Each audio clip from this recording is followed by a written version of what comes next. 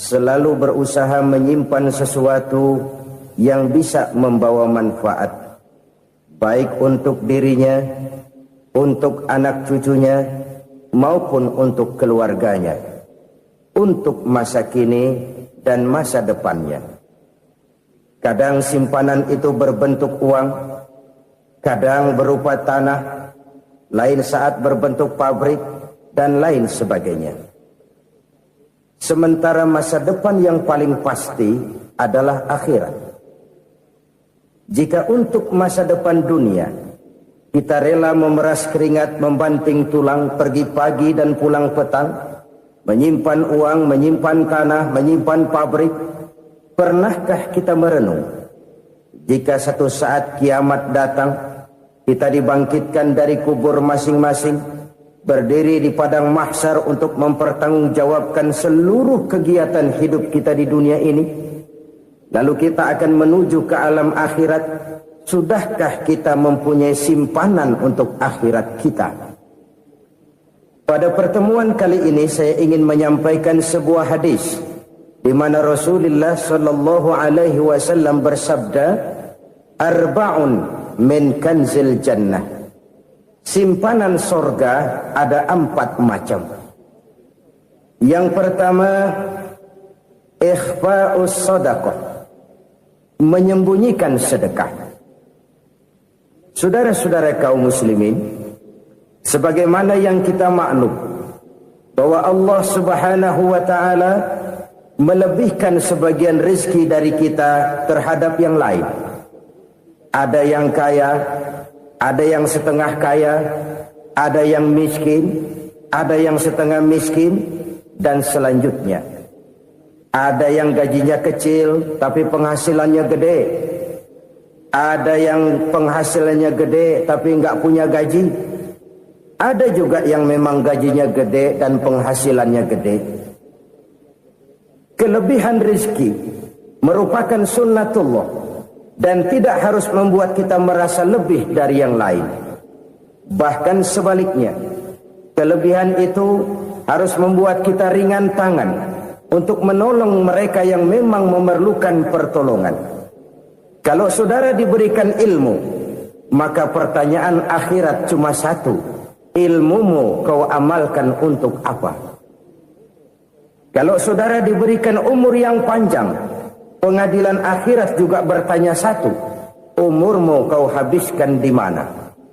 Tapi kalau saudara diberikan harta, pengadilan akhirat akan bertanya 2: hartamu kau dapat dari mana? Kau belanjakan kemana? Dari mananya ditanya, dan kemananya juga ditanya. Oleh karena kita akan dimintakan pertanggungan jawab, maka amanah yang bernama harta ini harus kita gunakan dengan sebaik-baiknya. Ada penggunaan yang merupakan kewajiban, itu zakat namanya. Ada penggunaan yang sewaktu-waktu, itu infak namanya. Ada yang lebih sewaktu-waktu lagi, dan itu sedekah namanya. Zakat dia terikat oleh haul dan nisab, oleh putaran batas waktu dan ukuran dari harta itu sendiri. Sedangkan infak terikat oleh situasi dan kondisi perekonomian seseorang. Sedangkan sedekah tidak terikat dengan apapun. Dalam kondisi seperti apapun kita bisa melakukan sedekah dengan yang terkecil sekalipun. Sampai-sampai Rasulullah sallallahu alaihi wasallam mengajarkan, la tahqiranna minal ma'rufi syai'an walau an talqa akhaka biwajhin talik.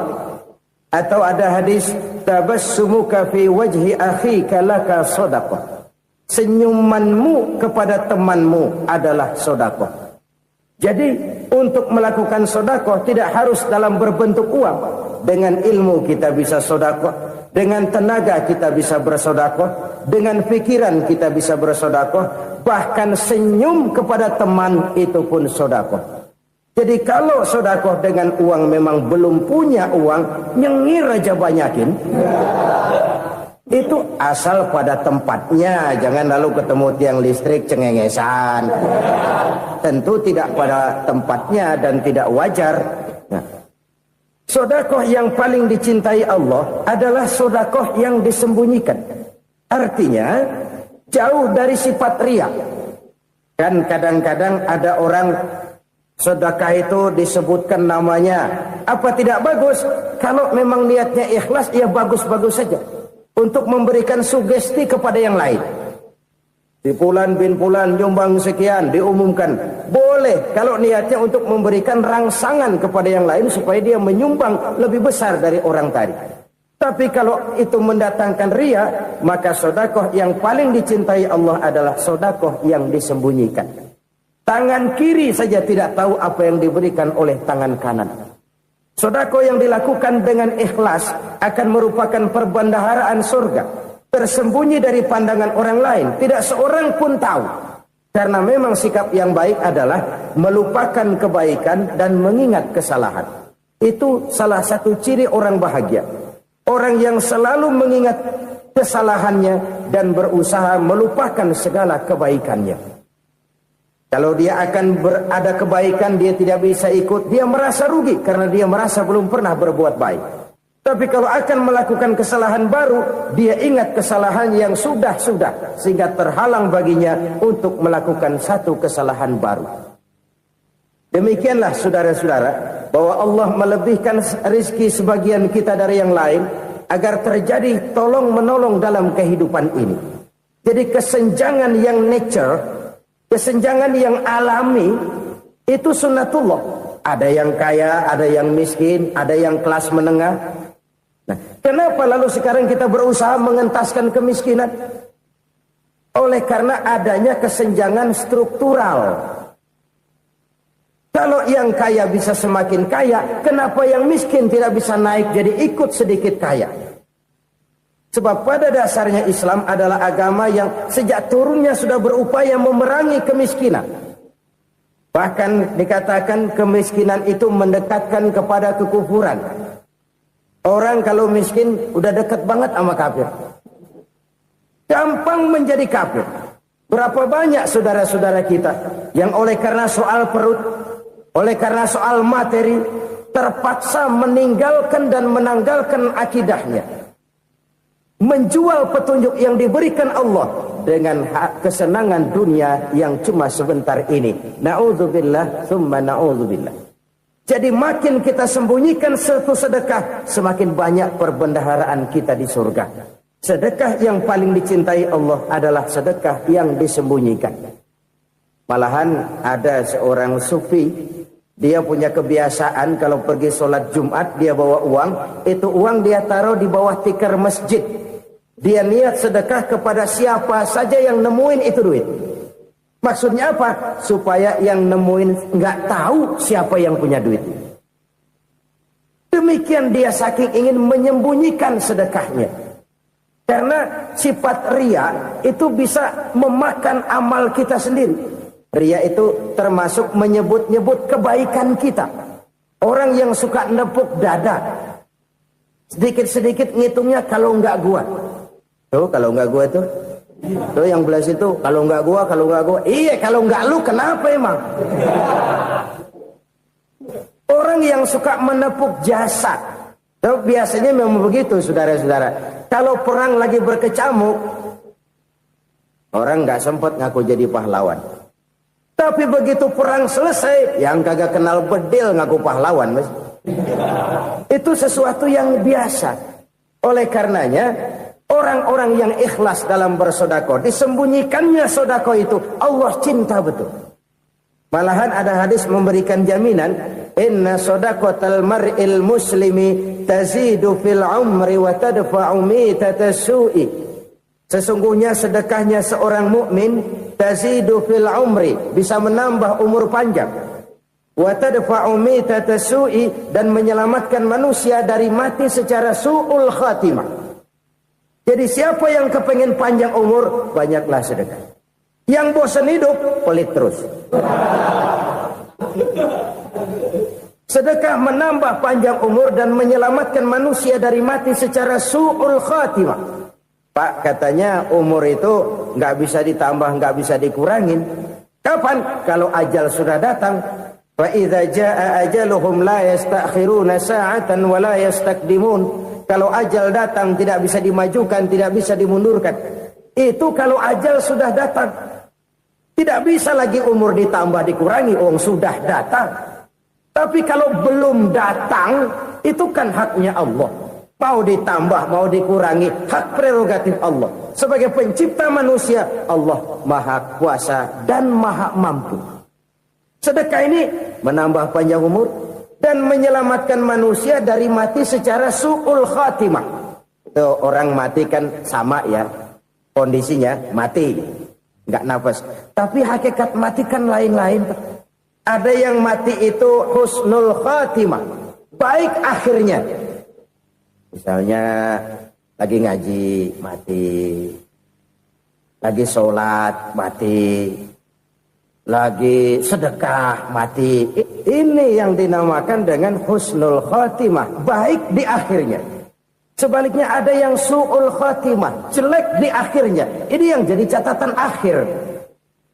Lagi nyekek botol, mampus.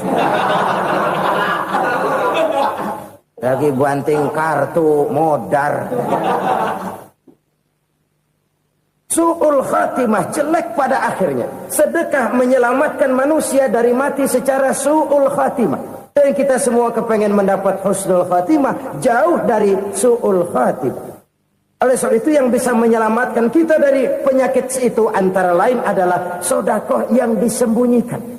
Yang dikerjakan dengan ikhlas karena Allah. Tidak karena kepengen dipuji orang. Tidak karena ingin dikatakan orang pemurah. Sebab orang dermawan itu orang yang memberi tanpa harus diminta.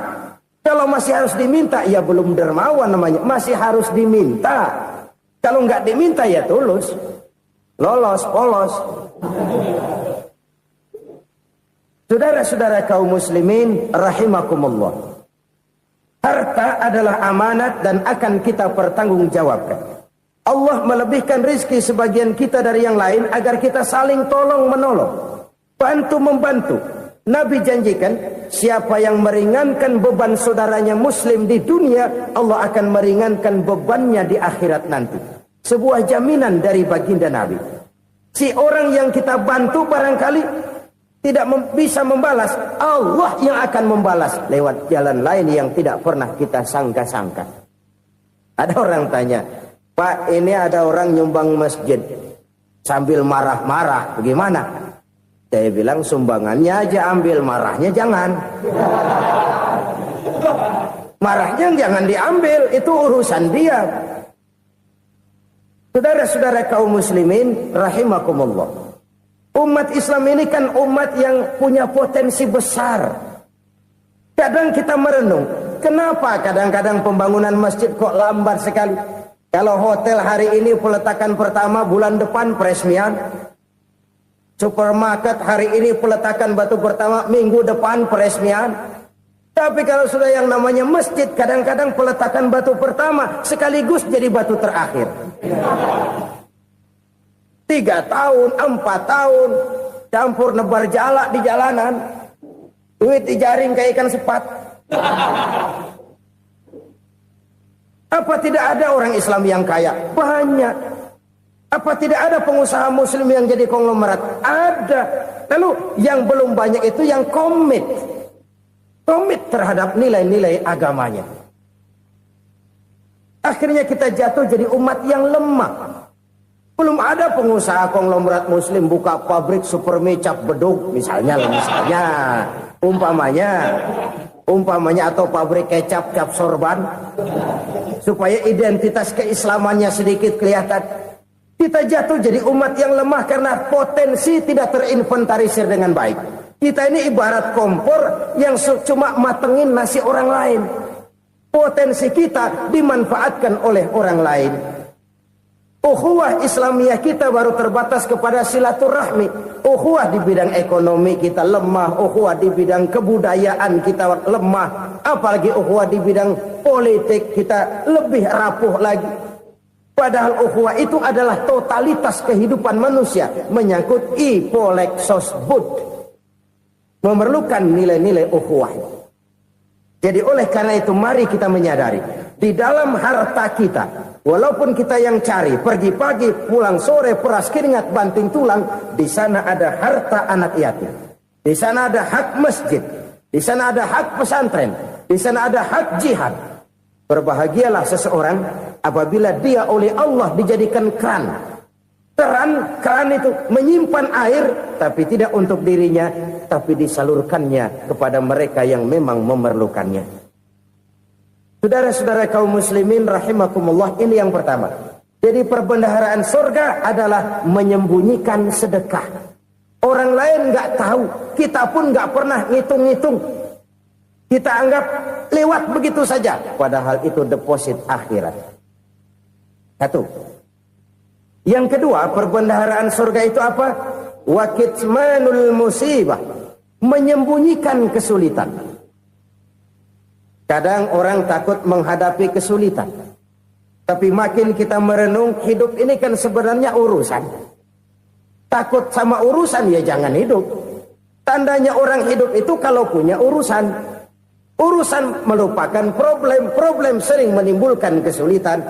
Kesulitan bukan untuk ditakuti, tapi untuk diatasi dan dicarikan jalan keluarnya. Siapa sih orangnya yang gak pernah sulit-sulit? Makin tinggi status sosialnya, makin gede urusannya.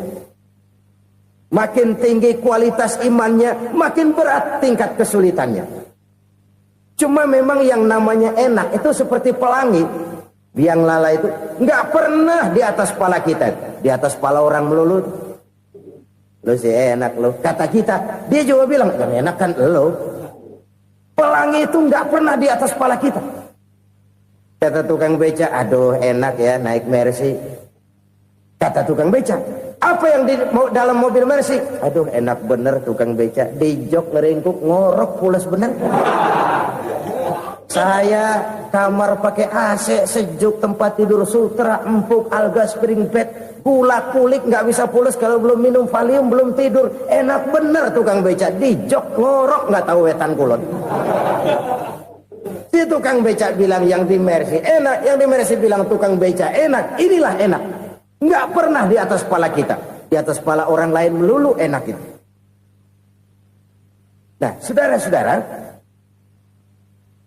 yang merupakan perbendaharaan surga itu orang yang bisa menyembunyikan kesulitan, baik pribadi ataupun rumah tangga. Nih terutama rumah tangga yang jadi soalnya. Kadang-kadang kita ini kalau senang, sebaliknya kalau senang kita diam, kalem aja, cuek.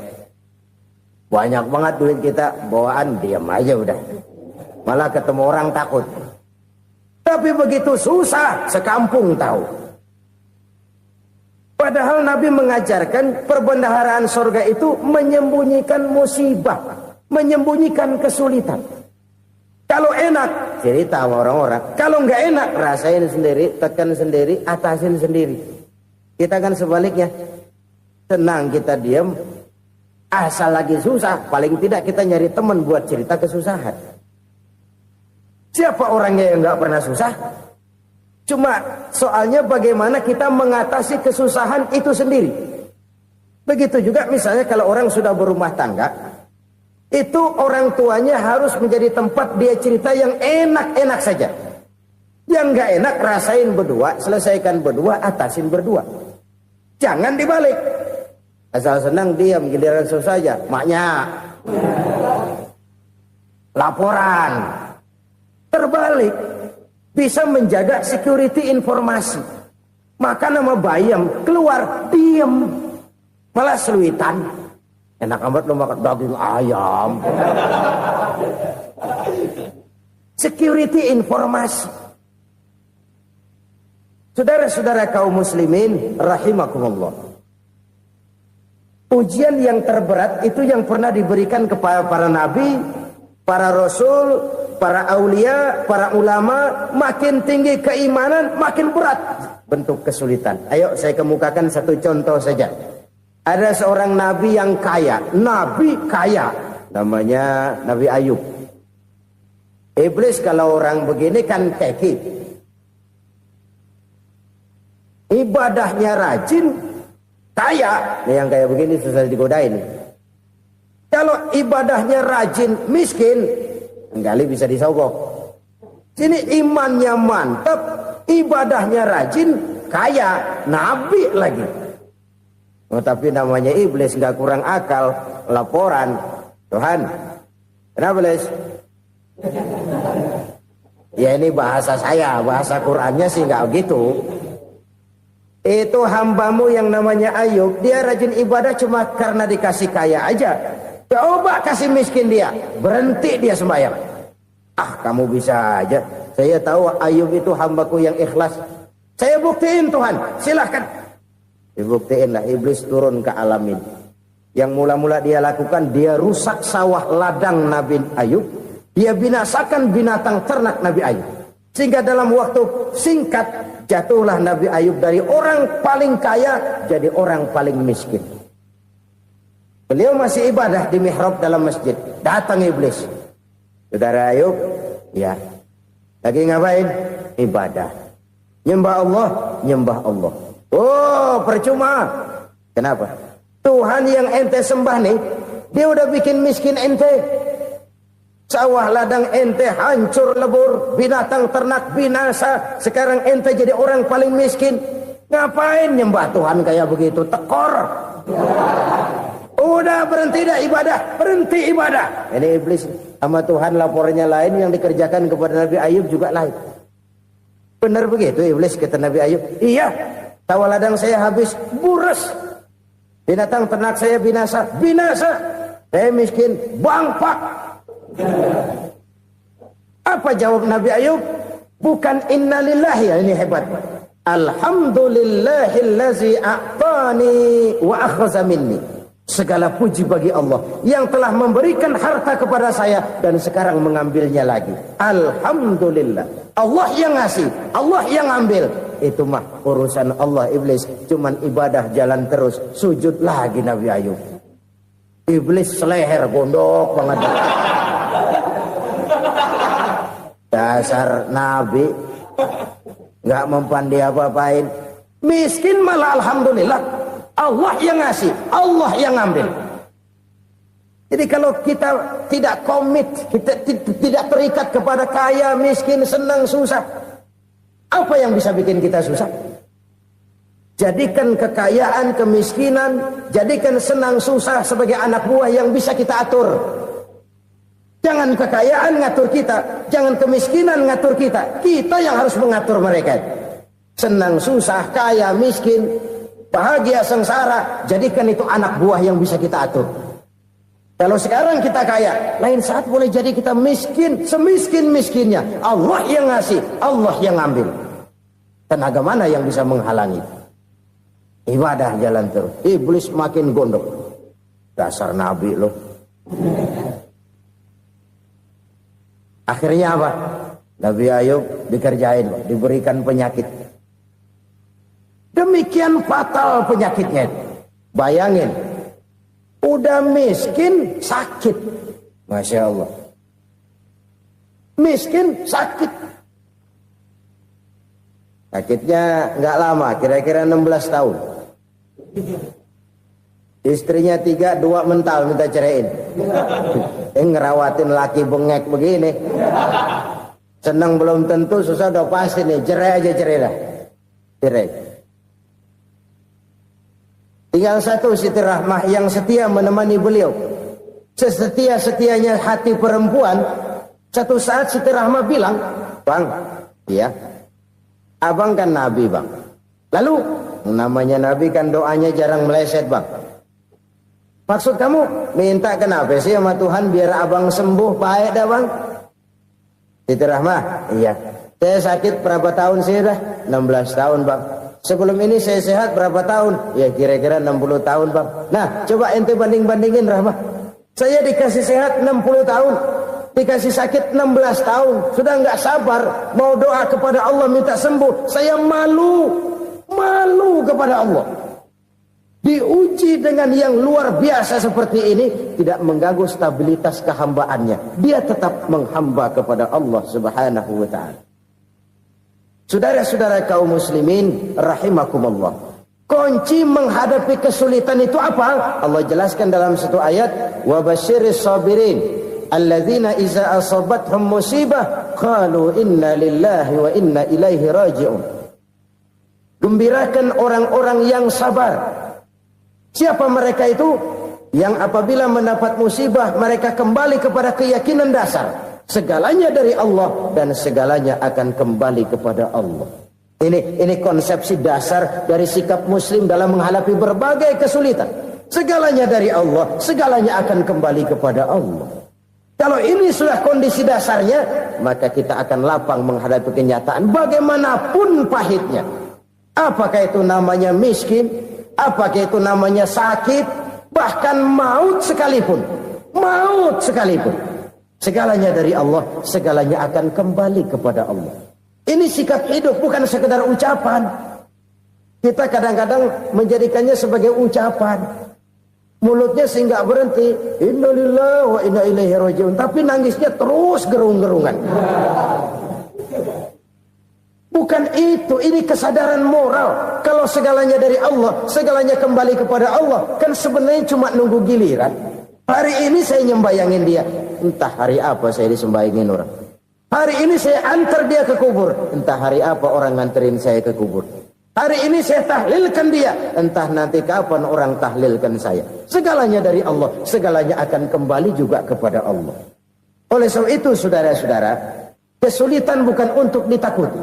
Kesulitan justru untuk diatasi, dicarikan jalan keluarnya. Dan tidak ada orang yang tidak pernah mendapat kesulitan. Tidak ada. Semakin tinggi status sosial, semakin tinggi kualitas keimanan, semakin besar juga tingkat kesulitan. Hanya saja bagaimana cara kita mengatasinya. Dan Al-Quran menyatakan, inna ma'al usri yusra. Di balik kesulitan itu pasti ada kemudahan. Roda itu berputar.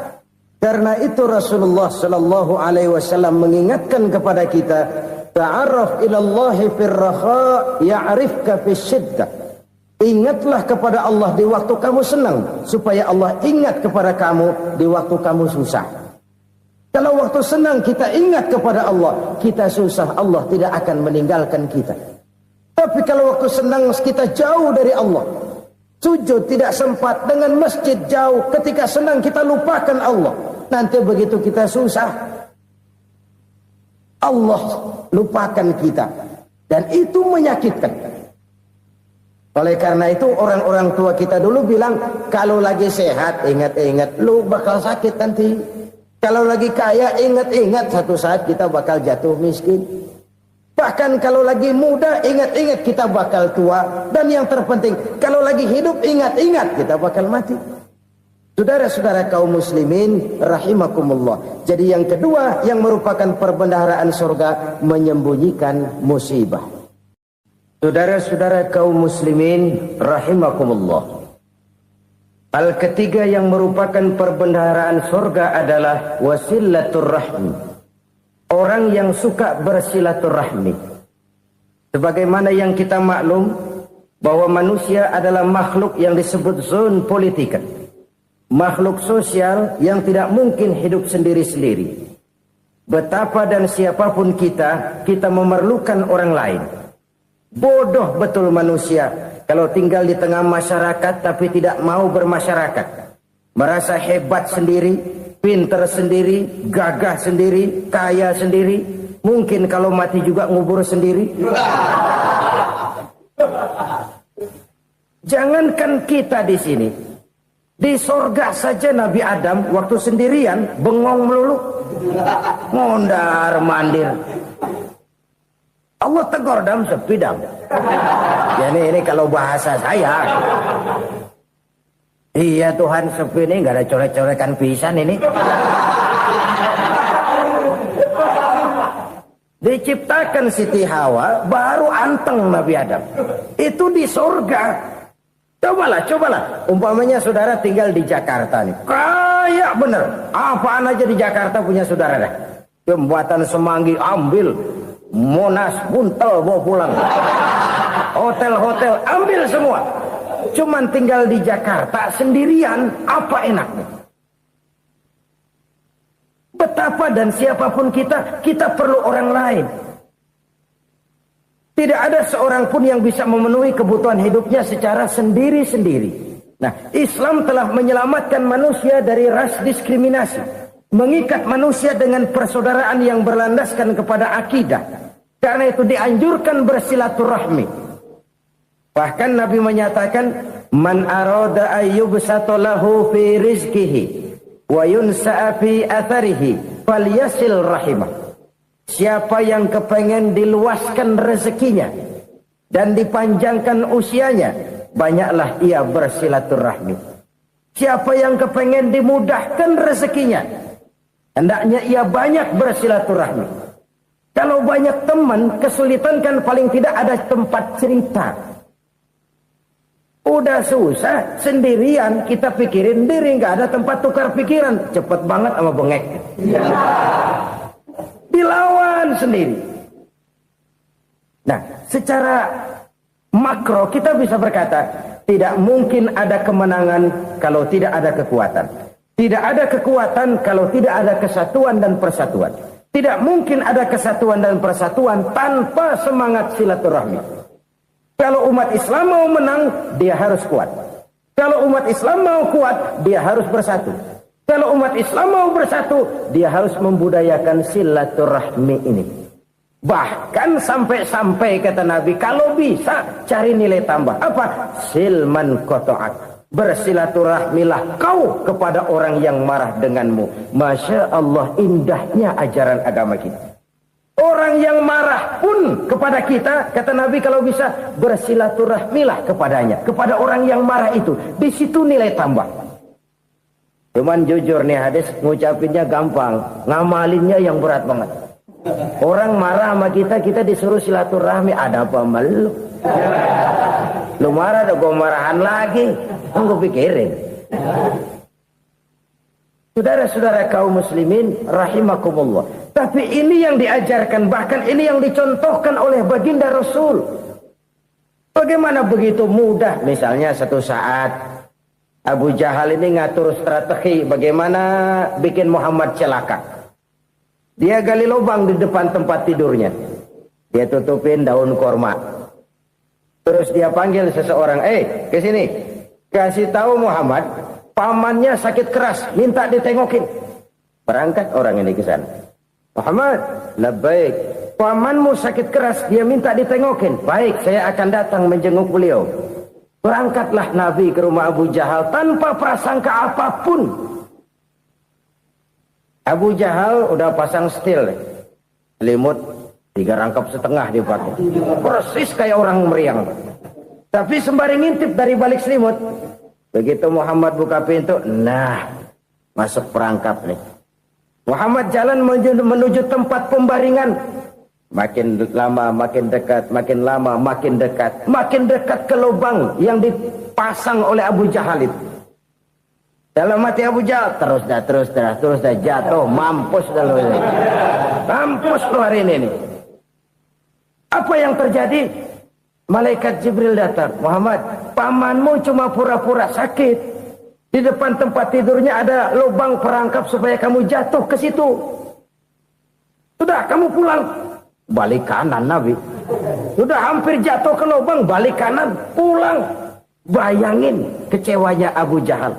Muhammad dikit lagi, Muhammad dikit lagi. Enggak paman, saya pulang aja. Emosi bangun dari tempat tidur, enggak sadar kalau lagi pura-pura sakit. Lompat ngejar Nabi, dia lupa dengan lubang yang dia gali. Serak, nyemplung sendiri ke dalam lubang.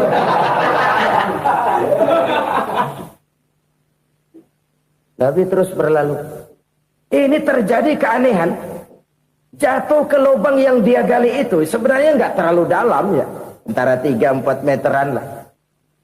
Tolong saya jatuh ke lubang ini. Datanglah pelayan-pelayannya itu. Angkat saya dari sini. Yang ngulurin tambang. Satu gulung, belum juga nyampe itu tambang. Kurang, beli lagi ke warung. Sambung, ulur lagi, nggak juga bisa sampai. Wah ini kerjaan Muhammad ini. Tolong siapa salah seorang kamu ke rumah Muhammad, kasih tahu encangnya kecebur. Minta ditolongin. Sampaikan kepada Rasul. Kenapa? Pamanmu jatuh ke lubang, Muhammad minta tolong diangkatin. Tambang udah nyambung-nyambung nggak nyampe juga. Ya nanti saya datang saya tolong. Coba. Nyata-nyata orang berniat jahat mau mencelakakan dia. Datang dia menolong. Ini yang disebut air tuba dibalas air susu ya ini. Bukan sebaliknya. Air tuba dibalas air susu. Paman, kecebur ya? Iya Muhammad, tolong ini. Pegang tangan saya. Nabi ulurkan tangannya. Nyampe. Dipegang oleh Abu Jahal. Diangkat ke atas. Sampai atas. Apa kata Abu Jahal? Sihirmu memang hebat Muhammad. Udah ditolongin dikata sihir. Yang enak kita kemplang kan itu orang begitu. Urusan apa? Tapi inilah akhlak. Kalau bisa kamu bersilaturahmilah dengan orang yang marah kepadamu sekalipun. Orang marah kita tetap baik. So, kalau kita berbuat baik sama orang yang memang baik, rasanya sih biasa-biasa aja. Orang baik kita baik lagi, ya draw aja, belum ada nilai tambah di situ. Baru ada nilai tambah kalau kita bisa berbuat baik kepada orang yang nyakitin kita. Itu namanya kita setingkat di atas dia. Dia sakitin kita, kita berbuat baik sama dia. Dia pelit sama kita, kita baik sama dia. Dia marahin kita, kita deketin dia. Di situ kita punya nilai tambah. Jadi siapa yang ingin diluaskan rezekinya kata Nabi dan dipanjangkan umurnya, hendaklah ia banyak-banyak bersilaturahmi. Sederhana sebenarnya silaturahmi, tapi silaturahmi membangkitkan semangat kesatuan dan persatuan. Kesatuan dan persatuan melahirkan kekuatan. Dalam matematika 1 ditambah 1 pasti 2. Tapi di tengah masyarakat 1 orang takut ditambah 1 orang takut, hasilnya jadi 2 orang setengah berani. Kenapa setengah berani? Karena udah berdua. Tadi pan takut sendirian. Kalau dia kumpul turu-turu takutlah jadi berani. Kita yang lemah, kita yang tidak berdaya, kita yang miskin, kalau mau kompak bersatu, apa yang nggak bisa kita kerjain? Apalagi tinggal di kota besar, pilihan cuma 2. Bertahan atau minggir. Bertahan atau minggir. Untuk bisa bertahan harus mampu bersaing. Untuk mampu bersaing harus punya keahlian. Keahlian harus ditunjang dengan pendidikan. Ditambah oleh kekompakan sebagai umat. Udah miskin mencar mulu, orang injak kita. Orang nggak pandang urusan apa malu. Oleh karena itu silaturahmi pada hakikatnya merupakan ruh dari ukhuwah yang diajarkan oleh agama kita. Bagaimana Islam menyelamatkan masyarakat manusia dari ras diskriminasi, mengikat manusia, dan tidak ada persaudaraan yang lebih indah selain persaudaraan yang diikat dengan nilai-nilai akidah. Sepanjang orang di jalan Allah, itulah saudara kita. Keluar dia dari jalan Allah, selesailah persaudaraan sampai di situ. Karena itu, kalau ingin menyimpan sesuatu di surga, banyaklah bersilaturahmi. Datang ke rumah ini, datang ke rumah itu, dan lain sebagainya. Itu simpanan kita di akhirat nanti. Ini yang ketiga. Saudara-saudara, yang keempat, perbendaharaan surga itu apa? Wa qawlu la hawla wa la quwwata illa billah.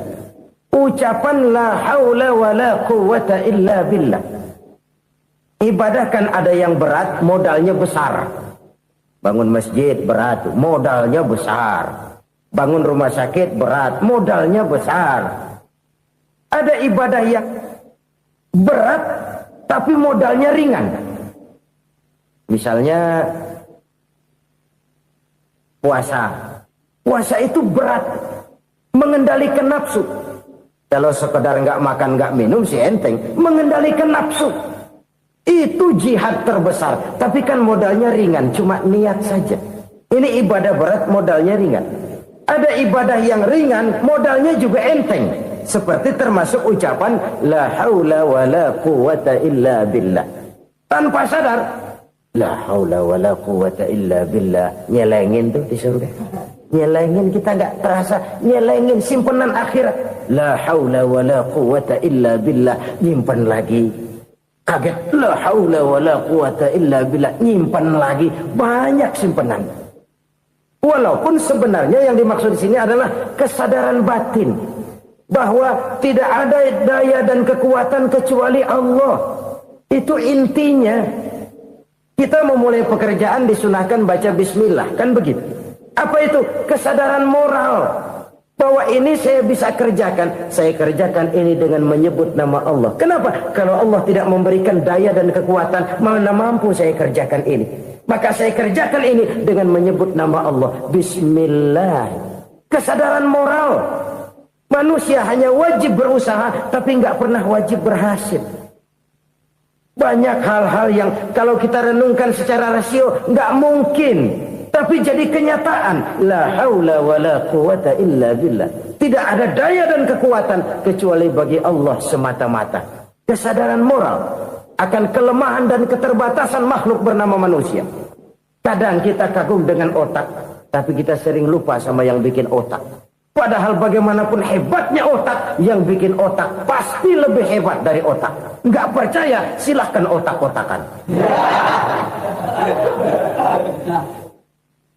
Inilah kecenderungan. Kita kagum dengan pesawat-pesawat mutakhir, bukan main, besi gede banget terbang itu. Alangkah hebatnya. Lalu apa yang bikin otak tidak lebih hebat dari itu semua? Kita puji laut. Apa yang bikin laut tidak lebih hebat dari laut itu? La haula wa la quwata illa billah. Tidak ada daya dan kekuatan kecuali Allah. Apa yang bisa kita lakukan? Kalau tidak karena daya dan kemampuan yang diberikan oleh Allah kepada kita. Lahirlah sikap tawadu, rendah hati. Tidak melonjak menjadi angkuh dan sombong. Sadar akan kelemahan dan keterbatasan diri. Sebagai makhluk yang diciptakan oleh Allah subhanahu wa ta'ala. Jadi satu sisi ini ucapan yang berpahala. La haula. Jadi wiridan. Pada sisi lain ini kesadaran moral. Sikap mental, kesadaran batin, bahwa yang punya daya dan kekuatan itu cuma Allah. Kita nggak pantas untuk sombong, sebab sombong itu pakaiannya Allah. Kita nggak sedang pakai pakaian Allah, kegedean. Dan makin kita renungi, makin terbentur. Apa sih yang bisa kita sombongin? Kita mau sombong apa? Kaya? Pintar, itu kan semua relatif. Di atas langit masih ada langit lagi. Jadi oleh karenanya, marilah kita menyadari. Manusia hanya wajib berusaha, tapi tidak pernah wajib berhasil. Yang berusaha saja tidak wajib berhasil, apalagi yang tidak berusaha. Islam bukan agama orang pemalas yang selesai sholat lalu enggelohom, enggelenggem ayem-ayem. Tapi Islam bukan agama orang sombong yang setelah berusaha lalu tidak memerlukan Allah. Kita bisa saja bikin proyeksi, tahun sekian kita bakal panen besar menurut perhitungan otak. Tapi ada kejadian lain. Apa? Tikus ngambek. Habis itu dimakanin tikus, panen gagal. Proyeksi rasional gagal oleh tikus-tikus yang ngambek itu. Bisa saja terjadi. Tahun depan kita panen besar, urung. Kenapa? Musim panas panjang. Dan sekarang ini koran-koran bikin berita musim mengalami penyelewengan. Bukan cuma manusia yang nyeleweng sekarang. Musim pakai nyeleweng. Mestinya kan musim hujan udah selesai, masih hujan-hujan juga. Musim. Nah sekarang kita boleh bikin proyeksi, kita bakal panen besar. Tahu-tahu musim panas panjang, sawah retak, air kering. Cari teknokrat yang paling botak, suruh pendekin tuh musim panas. La haula wa la quwata illa billah. Inilah kesadaran moral. Saudara, saya teringat satu saat ada seorang konglomerat. Umurnya ya kira-kira 70-an. Suatu saat dia ditanya oleh wartawan, Pak, umur Bapak berapa sih? Ya paling 10 tahun. 10 tahun? 10 tahun? Anak Bapak berapa orang? Satu saja? Satu. Harta Bapak berapa? Ya paling-paling bangsa 7 juta kali. 7 juta? Iya. Pak, kenapa Bapak bohongi saya? Bapak punya buku biografi. Koran-koran, majalah-majalah banyak memuat cerita riwayat hidup Bapak. Saya tahu umur Bapak 70. Kenapa bilang cuma 7 tahun? Saya tahu anak Bapak 8. Kenapa cuma bilang 1? Saya tahu harta bapak miliaran, mungkin triliunan, pabrik di mana-mana, bank di mana-mana. Kenapa bilang uang bapak cuma 7 juta? Nah, kata si konglomerat tadi, kamu benar nak, kamu benar. Umur saya kalau jumlahnya memang 70 nak. Cuman ingat-ingat saya, baru 7 tahun terakhir ini saya sujud. Baru 7 tahun terakhir ini saya berusaha dekat dengan Allah. Saya laksanakan perintahnya, saya jauhi larangannya. 7 tahun inilah rasanya yang ada nilainya di hadapan Allah. Yang 63 tahun matong, kelabu, kelem umur gue. Habis untuk maksiat, untuk munkarat. Maka ketika ditanya tadi, umur saya 7 tahun itu. Oh begitu Pak. Oh iya. Lalu anak Pak. Anak bapak kan 8. Kenapa bilang cuma 1? Nah, kalau jumlah hitungannya memang anak saya 8. Tapi dari 8 orang ini rasanya cuma 1 nih yang bakal jadi buah hati, belahan jantung, pelanjut cerita, penerus sejarah, bakal jadi anak soleh yang akan mendoakan saya. Cuma 1 rasanya anak saya nih yang bakal jadi buah hati saya, besar-besaran saya, yang akan mendoakan di kubur saya, yang akan mendoakan di akhirat saya.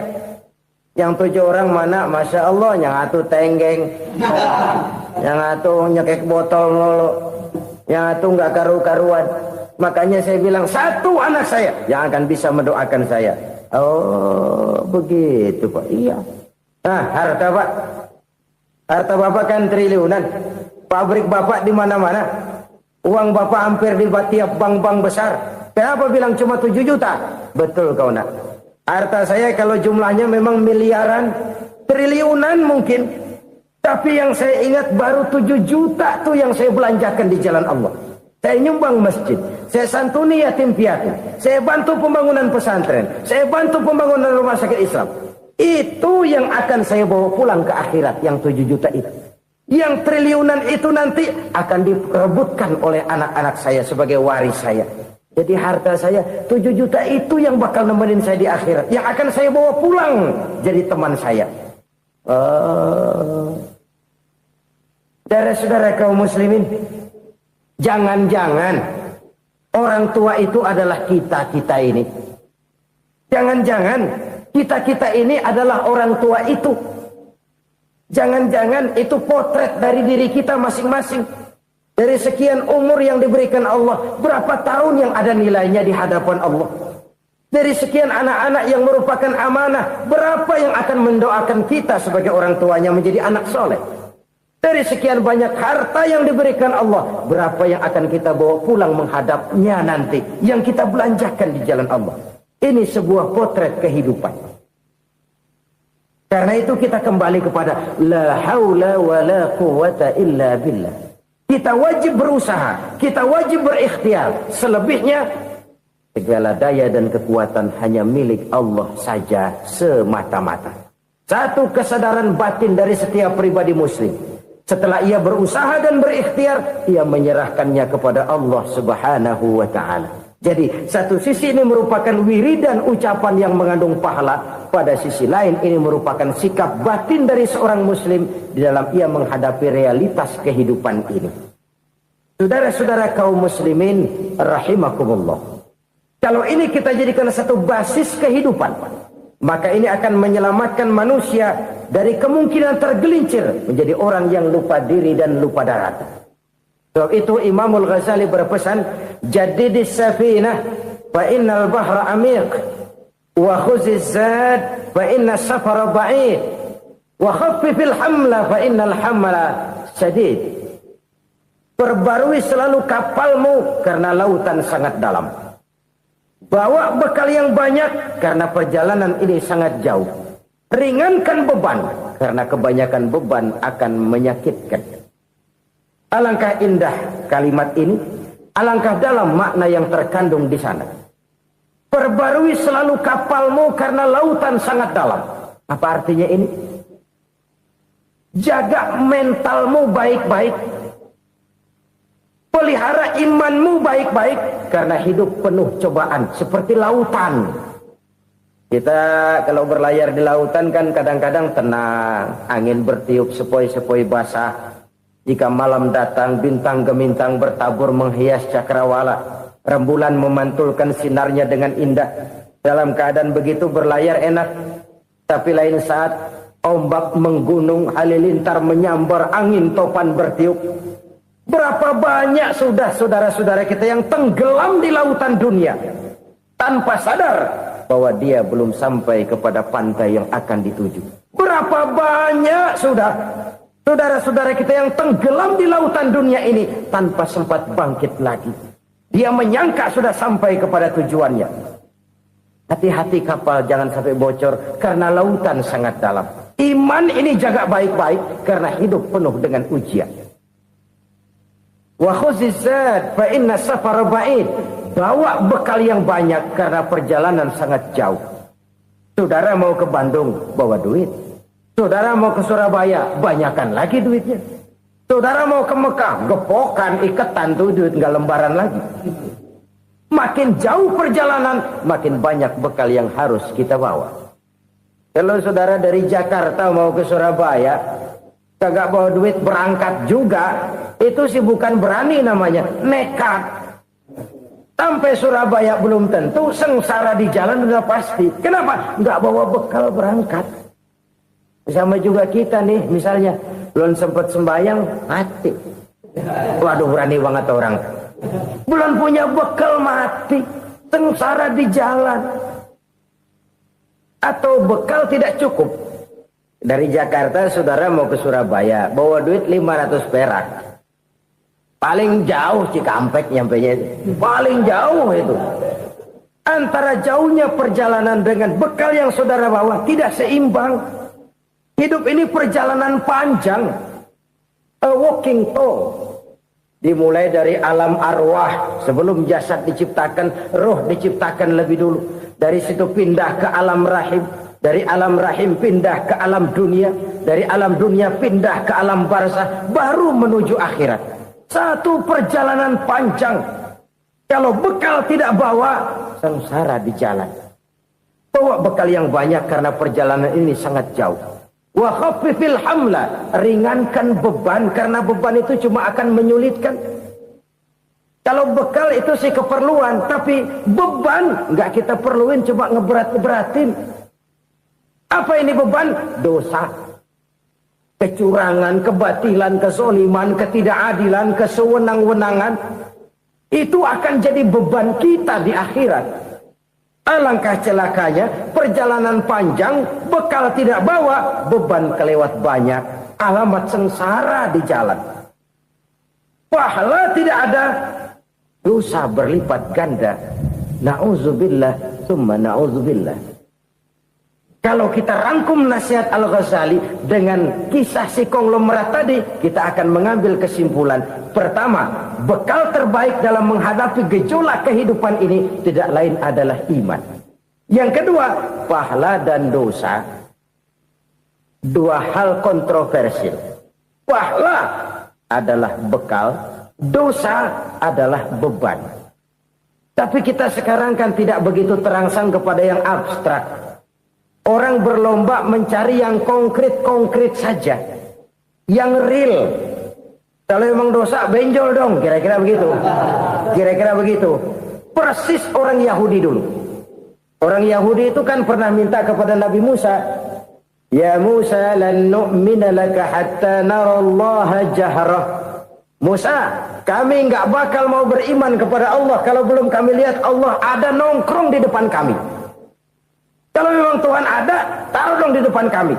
Mau yang konkret-konkret saja. Kalau memang dosa, benjol dong. Kalau memang pahala, berasa dong. Orang terangsang kepada yang real, yang konkret-konkret saja. Karena itu, untuk mengejar dosa, orang mau bayar. Tapi untuk mengejar pahala, walaupun tidak bayar, orang segan. Ini yang dikatakan oleh Nabi, kamu mengharapkan ke surga, tapi kamu berat melaksanakan sesuatu yang bisa membawa kamu ke surga. Kamu ingin jauh dari neraka, tapi tiap saat kamu lakukan perbuatan-perbuatan yang justru menjerumuskan kamu ke neraka. Idda'aitum an-najata minan nar wa ramaitum fiha anfusakum. Kamu ingin selamat dari neraka, tapi kamu lemparkan diri kamu ke neraka. Kamu ingin masuk surga, tapi berat sekali kamu melakukan perbuatan-perbuatan yang bisa menyampaikan kamu di surga. Saudara-saudara kaum muslimin rahimakumullah. Jadi hal keempat yang merupakan perbendaharaan surga adalah la haula wa la quwata illa billah. Satu sisi ini merupakan ucapan yang memperberat timbangan akhirat. Pada sisi lain ini merupakan sikap hidup seorang muslim.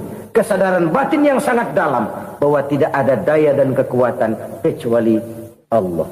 Dan itu kita simbolkan pada saat memulai pekerjaan dengan bismillah, dengan menyebut nama Allah. Satu kesadaran moral, saya hanya bisa melakukan ini karena diberikan daya dan kekuatan oleh Allah. Lahirlah sikap tawadu, rendah hati, tidak melonjak menjadi angkuh dan sombong. Saudara-saudara, sampai sini dulu jumpa kita kali ini. Semoga 4 perbendaharaan surga ini dapat kita lakukan, yang kelak akan merupakan bekal kita di kemudian hari nanti. Amin ya rabbal alamin. Bapak-bapak, ibu-ibu, saudara-saudara kaum muslimin rahimakumullah. Di dalam kehidupan kita sebagai seorang muslim, minimal 5 kali dalam sehari semalam kita mendengar seruan untuk mendirikan solat yang disebut azan. Ada kalimat menarik di dalam kalimat azan itu, yakni seruan hayya 'alal falah, marilah menuju kepada keberuntungan, marilah meraih kemenangan. Seruan ini adalah kecenderungan dari setiap manusia, apapun warna kulitnya. Artinya, setiap orang dalam hidup selalu ingin meraih dan mencari kemenangan. Kemenangan akan melahirkan kepuasan batin, dan kepuasan batin memberikan kebahagiaan. Sedangkan kekalahan melahirkan penderitaan batin, dan penderitaan batin menjerumuskan seseorang di dalam berbagai bentuk kerugian. Jikalau inilah seruan azan, maka masalahnya ialah apa yang menyebabkan kita meraih kemenangan. Al-Quranul Karim memberikan tuntunan dan ajaran kepada kita bahwa orang-orang yang memperoleh kemenangan itu tidak lain adalah orang-orang yang bertakwa. Hanyalah mereka yang bertakwa kepada Allah Subhanahu wa ta'ala pada akhirnya akan tampil sebagai pemenang. Lalu siapa orang yang bertakwa itu? Dijelaskan dalam awal-awal Al-Baqarah, orang yang bertakwa yang akan meraih kemenangan. Pertama, allazina yu'minuna bil ghaib, yaitu orang-orang yang beriman kepada yang gaib. Percaya bahwa ada alam yang gaib, alam yang abstrak, alam yang tidak bisa dijangkau oleh salah satu daripada panca indera kita. Mereka percaya dan beriman kepada adanya malaikat, beriman kepada adanya iblis dan jin, beriman kepada adanya alam kubur, beriman kepada adanya alam mahsyar, beriman kepada adanya alam akhirat, beriman kepada adanya surga dan neraka. Beriman bukan cuma sekedar beriman dalam ucapan bibir saja, tetapi beriman yang nilai iman itu mampu mewarnai gerak dan gaya hidupnya. Iman yang meresap sampai ke tulang sumsum, kemudian memberikan dampak positif di dalam kehidupan manusia. Alam, kita tahu, adalah sesuatu yang selain Allah, dan Allah bukanlah alam. Apapun namanya selain daripada Allah, itu adalah alam. Alam pada hakikatnya terbagi menjadi 2. Ada alam syahadah, alam nyata, alam konkret, alam yang bisa dijangkau oleh salah satu indera kita. Kemudian ada alam ghaib, alam yang tidak bisa dijangkau oleh panca indera kita, alam metafisika, alam abstrak, alam yang wajib kita imani keberadaannya. Kita percaya bahwa malaikat itu ada, Kita percaya kepada jin, bahwa jin itu ada. Kita percaya kepada adanya iblis dan setan. Bukan percaya kepada iblis dan setannya, percaya bahwa iblis dan setan itu ada. Itu termasuk salah satu daripada sifat orang yang bertakwa kepada Allah. Saudara-saudara kaum muslimin rahimakumullah, kecenderungan pembangunan yang lebih bersifat materialistis biasanya menggeser aspek kehidupan rohani. Orang berpikir empiri, dan dalam pola pikir yang demikian maka alam gaib tidak lagi mendapat perhatian. Aspek kehidupan yang bersifat rohaniah malah mulai ditinggalkan. Akibatnya terjadilah kepincangan di dalam kehidupan kita. Pernah ada satu pengalaman pribadi dalam perjalanan kembali ke tanah air. Dalam pesawat di sebelah kanan saya duduklah seorang Jerman namanya Heiner Simonsen. Iseng saya ajak kenalan, saya ajak ngobrol, saya tanya dia. Saya bilang, Mas Heiner ini, kalau pesawat yang kita tumpangi ini jatuh ke bawah, kira-kira apa yang bakal